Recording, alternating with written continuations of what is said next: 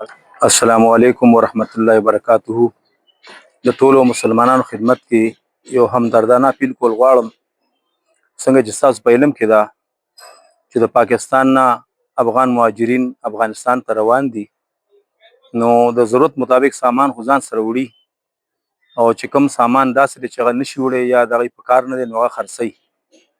نو چې کوم مسلمانان د هغوی نه دا کډې کړي اخلي، هغوی ته دا درخواست کوم چې دا په مناسب قیمت باندې والی، که هغه ځمکې دي، که هغه کورونه دي، او که هغه د کور سامان دی یا څاروي دي. بعضې خلک د هغوی د دې مجبورۍ نه غلطه فایده اوچتوي او ډېر په کم قیمت باندې چې کوم دی هغه کډې کړي اخلي. نو په هر کار کې موږ له د علما کرامو نه تپوس پکار دی، او د بیع او د شرع چې کوم احکامات دي کتاب البیوع په مدرسو کې پړاویږي، نو د هغې مطابق د علم په رڼا کې چې کوم دی نو داسې معاملات پکار دي.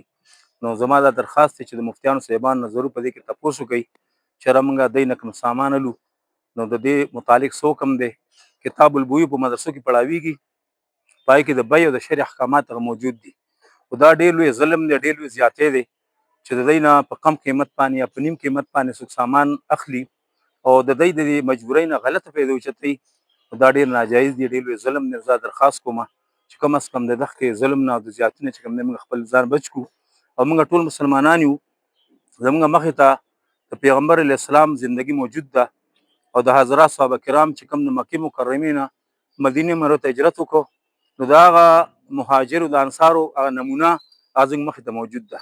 نو لهذا هغې ته وګورو او د هغې په رڼا کې چې کوم دی موږ انصار یو، دا مهاجر دي، دوی سره دغه معامله وکړو.